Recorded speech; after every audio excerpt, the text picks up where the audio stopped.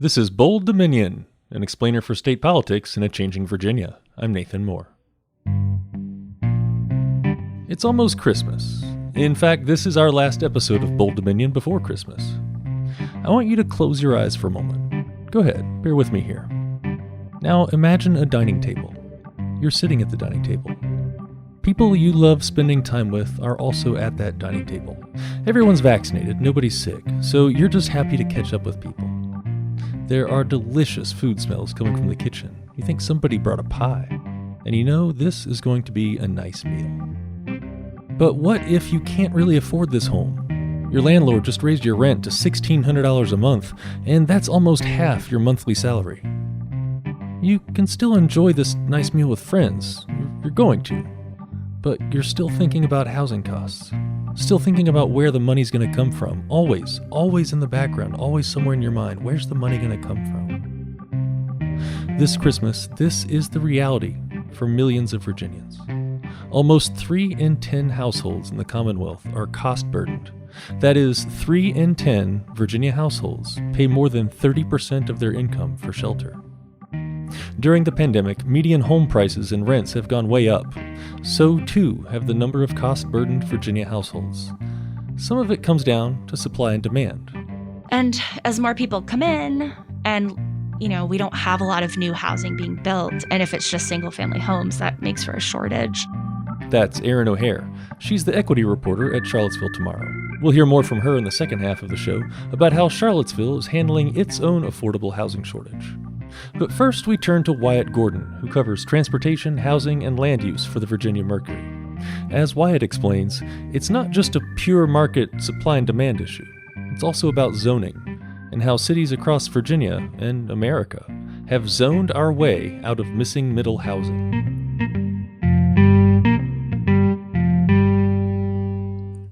Wyatt, earlier this year you wrote a piece at the Virginia Mercury called How to Bring the Missing Middle to Virginia Housing Development. Let's start by defining our terms. What's the missing middle? Yeah, interestingly enough, people like to talk about missing middle as if it's purely focused on the affordability element. People are really excited about missing middle housing because it is more affordable. In reality, missing middle is kind of doing this thing that helps planners and local officials get around conversations that they don't want to have about density. So missing middle homes are more dense. They have more than one residential unit and household within them, but they still tend to look like homes.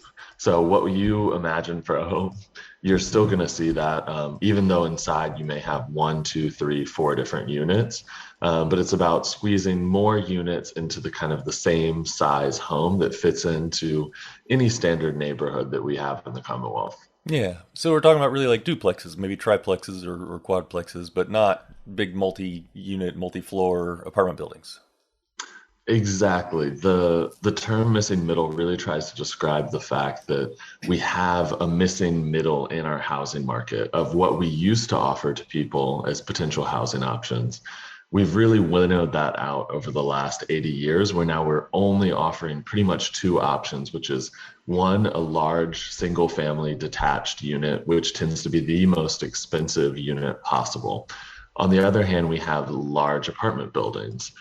Really, this is all just a product of zoning. We've zoned our way out of the freedom that other generations used to have in terms of what housing options were available to be built. Mm-hmm. I do want to talk about zoning more here in just a minute and kind of zoom in on some of the parts of this conversation. But before we dive into all the pieces, I want to zoom out just a little. We're really talking about housing affordability. The issue here is we're not even talking about vouchers or public housing or other policies. It's really just, increasing inventory in order to, how does that make homes more affordable? Yeah, people like to have conversations around housing affordability and think that we immediately need subsidies. Subsidies are clearly helpful and necessary for a certain class of the market. However, our biggest issue is that we're just not building enough housing. We have built the least amount of housing ever over the previous decade. And I don't think people really grasp how bad the financial crisis was, not only for household incomes, but in terms of really putting a lot of home builders out of business when the property bubble collapsed. we just don't have the response available from the private sector that we used to have to build housing. So you have fewer home builders with less bandwidth to build the number of homes that we need during a time when not only is our population really growing, but we also are seeing households starting to kind of balkanize. So the size of your average household has gotten a lot smaller than it used to be. And most people, I think, go through a fairly extended period of life where they live by themselves in a way that was not generally typical of previous generations. And ever more people are choosing to live alone for longer periods of time, which means not only do we have more people, but we have more people choosing to live in smaller households, which means we need an ever expanding number of units in order to keep that demand for units low, to make sure that demand is being met so that prices don't skyrocket like we've seen over the last 2 years. It's a mess. It's a mess. Yeah. Housing policy is a mess. And I think part of the reason housing policy has become such a problem is because in America, we don't tend to think of housing policy as something that we want our politicians and government to actively intervene in. Government-related housing policy is something for other people, seen as people who are 30% of average median income or lower. That's the only place where in American society, whether you're on the right or on the left, you tend to think that there's a role for government, is for those other people. What we don't pay attention to in America is the way that we have been doing housing policy since the 1940s without anyone really paying attention. And these are all of the myriad regulations, really like layers of an onion, that have built out our environment to look the way it is. And for a country that constantly states that we don't want to engage in social engineering, we do a lot of social engineering, specifically when it comes to our housing policy. Zoning as it exists today did not exist back in the 40s. You've heard me saying for about 80 years. Things started to change in the 40s and 50s. That's when we really started to see zoning come to pretty much every locality across America, because that was when you have this large outpour of racist expression among white people in terms of white flight and trying to change what their built environment looked like to erase people that they didn't want in their neighborhoods. We still do this a lot today based on what we're allowed to build. And we're really trying to remove the aesthetics of what people perceive to be poverty, which tends to be multifamily. That's what people think of. When they think of multifamily, they think, oh, everyone who lives there must be poor, or else you would choose to get a single family home. Now, as we see that the most overt racism in American society has begun to subside, now we've really created a system in which everyone is suffering under a structure which we were trying to use to targetedly punish specific groups of people. We've now made it the norm so far that everyone is collectively suffering. And I think that's why you're starting to see some change happening here, because it's increasingly young, professional, affluent white people who are struggling to purchase homes. We kind of expect that group of people within American society to always be able to be advancing. And we've created a system in which now almost no one can advance unless they have pretty unusual amounts of wealth compared to the general public at large. Yeah. How did the system backfire so hard? System backfired because it was set up to exclude people from the very beginning. I think you're just seeing that now combined with other things that are going wrong in American society. Thinking about stagnating wages, for example. You're really kind of seeing this system of prosperity for some built on the backs of others expand ever further.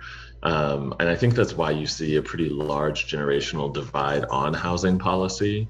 And regularly when you ask people who are older, maybe for fun over the holidays, ask your family how much you think certain homes are. Go for a walk of the neighborhood and ask them what their guesses are. They probably won't have any clue. Housing has gotten really expensive compared to what it used to be, and not just in nominal terms. It's specifically related to how much people earn.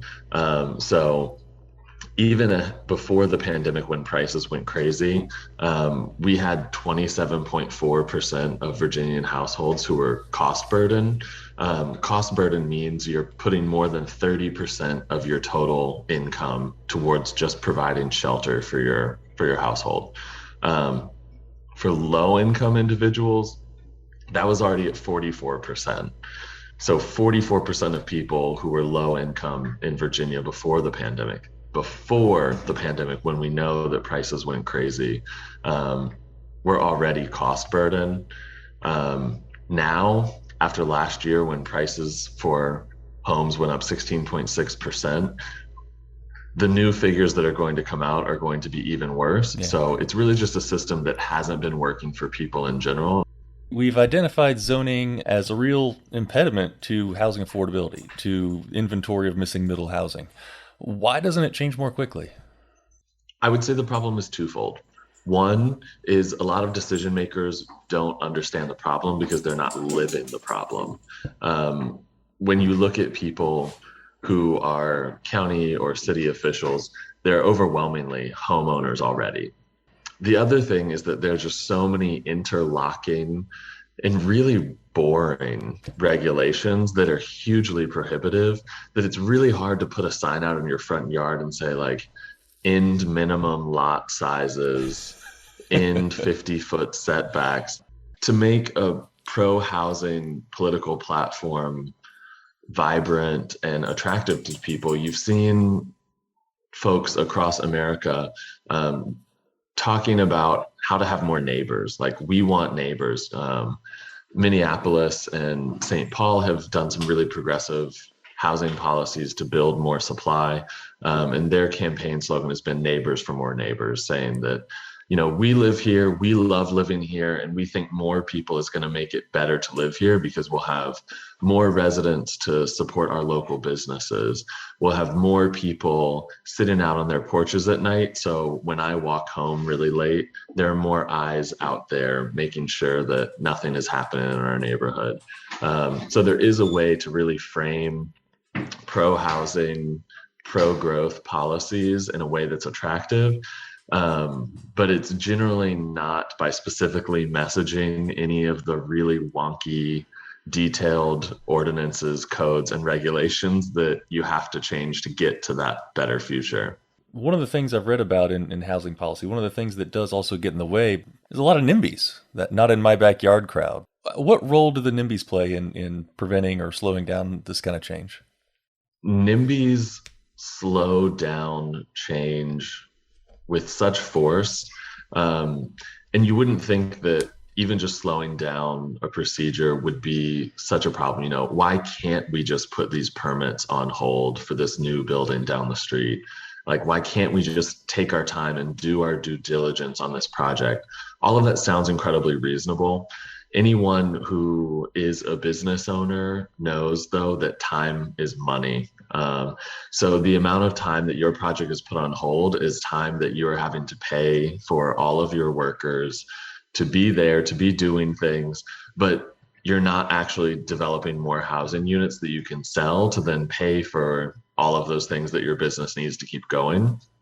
So NIMBYs, by fighting projects, just add on layers and layers of costs. Is there anything the state government can do to support housing affordability or this kind of missing middle issue? What has become a common trend across America is you increasingly see state level actors getting involved in housing policy at the local level, simply because if you look over the results of housing policy led by localities over the last 80 years, it's bad. That's why we have a housing crisis. That's why in places like Arlington that are so in demand, because there's just huge amounts of jobs, you have really wonderful transportation infrastructure that can get you into DC and access all of those high earning jobs. What you see is really large multifamily apartment building units all along like one block off of the metro corridor, and then it immediately drops to just single family homes with no opportunity for anything else mixed in there. And that's why you see that prices have gone crazy, is because localities haven't taken it upon themselves to ease zoning and make these very reasonable changes to allow even missing middle housing, for example. So you're increasingly seeing state actors that are going, well, y'all really have not dealt with this, and I think it is time for us to get involved. Whenever you see states trying to intervene and loosen up zoning and reduce some of those restrictions, you get incredible pushback from localities. I think because a lot of local leaders really feel like that is their one place where they get involved, and maintaining the status quo or allowing for growth to happen in certain areas, that's really the base of their power. So when you come for zoning, you're essentially coming for what some local leaders see is their number one way to raise money, to interact with their constituents, to really prove that they're doing their job. So it's no wonder that quite a few local leaders are really opposed to any changes in zoning. Wyatt Gordon covers transportation, housing, and land use for the Virginia Mercury. Stick around. In the second half of the episode, we've got Charlottesville Tomorrow equity reporter Aaron O'Hare. You're listening to Bold Dominion, a state politics explainer for a changing Virginia. Find us online at bolddominion.org. Have a friend who's trying to get into state politics? Well, tell them about this show, and then subscribe. You can find us on Apple Podcasts, Spotify, or wherever fine podcasts are served up. And while you're there, go ahead and leave us a 5-star review. We like those a lot. Bold Dominion is a member of Virginia Audio Collective, online at virginiaaudio.org. Check out all the podcasts from the collective, from science to history to music and community affairs. We amplify the voices of people in our community and help them tell stories that matter. You can listen and subscribe at virginiaaudio.org. Well, in the first half, we talked with Wyatt Gordon, who told us about missing middle housing and how it's playing out in cities across the Commonwealth. In the second half of today's show, we zoom in on Charlottesville and find out more about how this city is approaching its affordable housing shortage. Charlottesville Tomorrow equity reporter Aaron O'Hare spoke with Bold Dominion producer Katherine Hansen.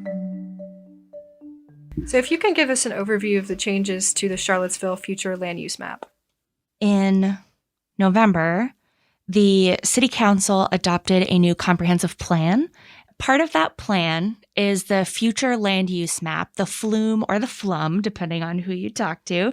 And that's like a 2-page, it's 2 pages of a 120-something page plan.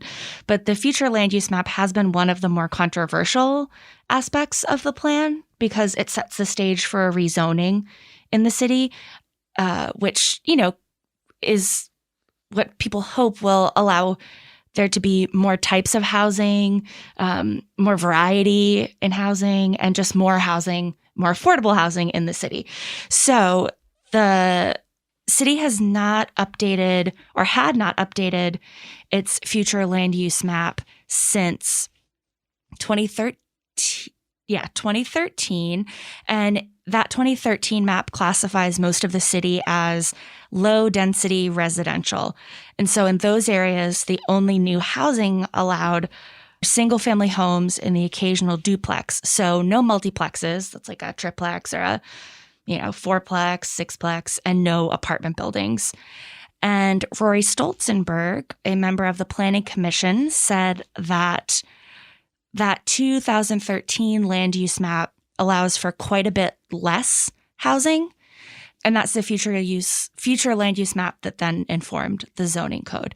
So, most of what that 2013 land use map and zoning code allows is single family detached housing.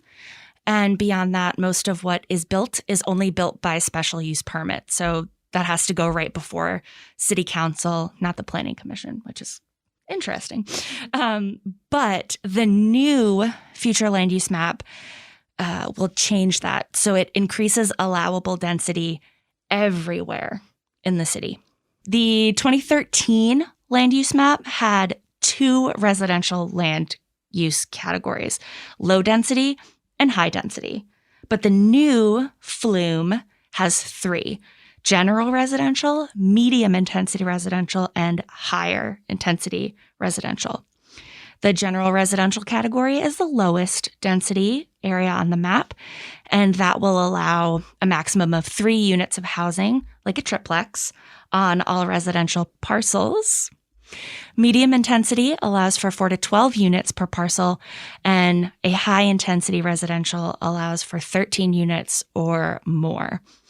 And a lot of folks are worried that some 13-unit apartment building is just going to go up next to their house. But that's not the case. That's something that is allowed by the map, but the map is going to inform the zoning code, and that is much more parcel by parcel. So no, every site in the city cannot handle an apartment building. Some can, but not all. And in some places, it wouldn't be practical to do that. And so that's what's coming next in the zoning code rewrite. Will these new categories increase affordable housing in Charlottesville? The future land use map and the comprehensive plan are, they're part of a constellation of things that have to happen or guides of solutions, right? So we have an affordable housing plan for the city. So some of the things that are outlined in the affordable housing plan should be working in tandem with the comprehensive plan and the future land use map and the zoning map to hopefully allow for more affordable housing. In your article, you wrote about disagreements over the middle or medium intensity residential category. Mm-hmm. What's the effect of that category on rezoning? Where do the disagreements come from?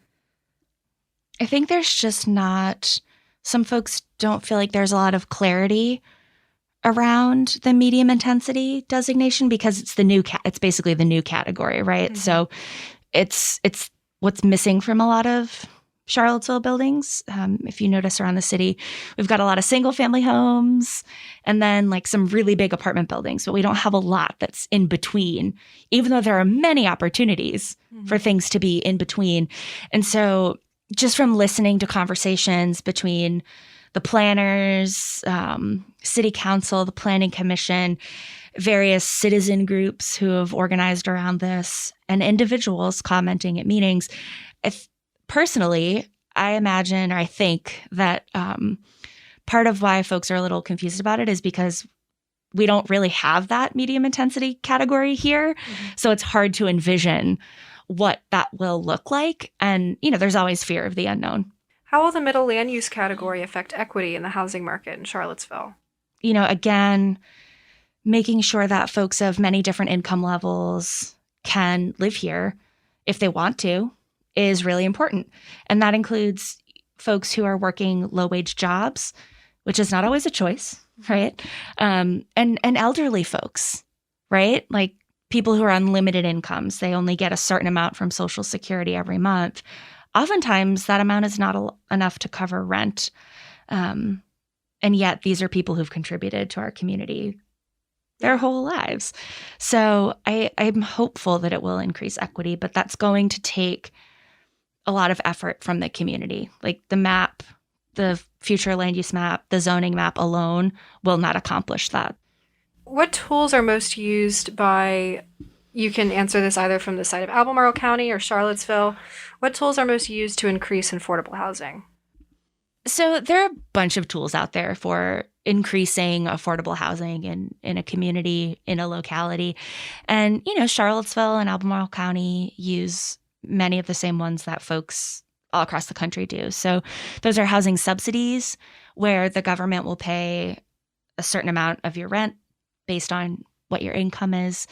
The more help you need, the more hopefully you would get.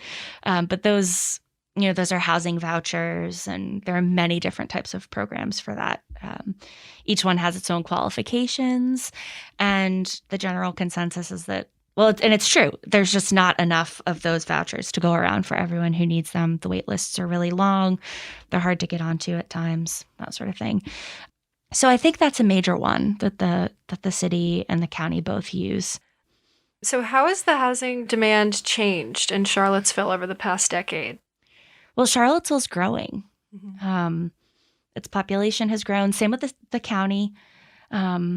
people want to live here, especially as Charlottesville makes these like 10 best places to live lists, which really it's only the best place to live for a certain segment of people.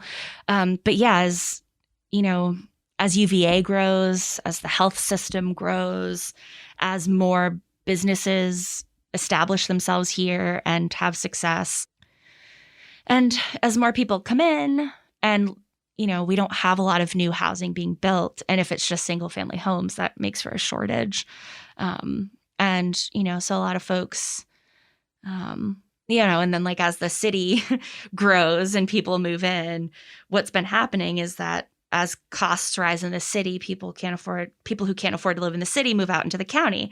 But then when the county becomes unaffordable for folks, then they move further out. And so we're seeing a lot of people who work in Charlottesville commuting in from Waynesboro and Stanton and places further west.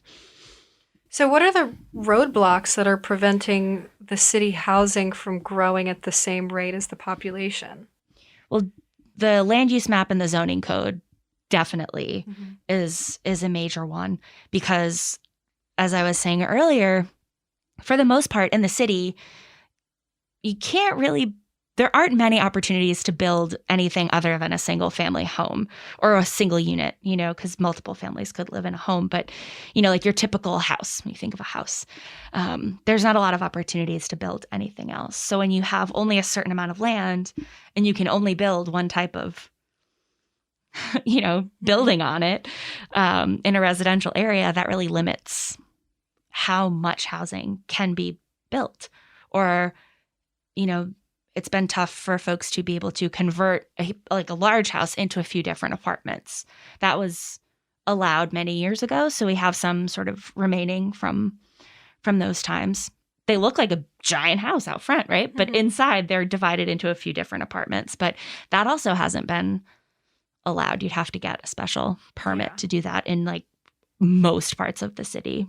I'm not entirely sure about the county, but still a lot of single family homes. The county has more apartment buildings, but it's also much bigger.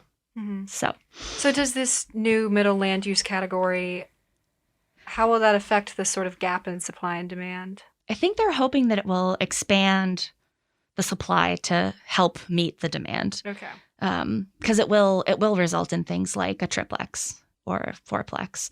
How have home prices surged in Charlottesville? Earlier this year, a report came out called the Smart Seville Housing Data Project. And it is fascinating. And that it basically analyzes how the housing market in Charlottesville has evolved over the past 20 years, from 2000 to 2019. And so they've tracked things like sale prices over the past 20 years, property values over the past 20 years. And for instance, 10th and Page, which has changed a lot in the last 20 years. So average percent change and total assessment value, it's increased by like almost 200%, I think, for 10th and Page. We've seen in the past 20 years, home values in certain neighborhoods increasing by 150%, which is like, what? Yeah. You know, that's a lot. And so most of the homes and properties that are sold in Charlottesville go for over the asking price, like almost everything. So to what causes would you attribute these like 150% surges? Is that a supply and demand issue, or does it go deeper than that? You know, I can't say for sure, but anecdotally, again, I think it is growth in the city. You know, people who, like, we have a lot of big money industries here, right? Like the wedding industry is pretty big in Charlottesville. Yeah. We got wine and beer. We have a lot of restaurants per capita, and you know, we are a tourist destination in a lot of ways. And that all of that has really ramped up in the last, 20 years that this report is looking at. And UVA is growing and expanding. And so, I do think that contributes to a lot of it. So we are just more of the population is making more money. They're working higher paid jobs. But also generational wealth factors into this too, right? It's not just like what a person makes, that sort of thing. And also, I imagine that the fact that minimum wage has not increased, I'm pretty sure this whole time, also makes a difference. Because we do have a lot of folks. That's the other thing about this too, right? Like, we have all these industries that people are making a lot of money from, but then we are not providing housing for the folks who work there. Erin O'Hare is the equity reporter with Charlottesville Tomorrow. Thanks to her, and also to Virginia Mercury writer Wyatt Gordon. Thanks also to our producer and editor this week, Katherine Hansen. My name's Nathan Moore, and I'm the host of Bold Dominion. Find us online at bolddominion.org. And don't forget to subscribe. It's just a click away.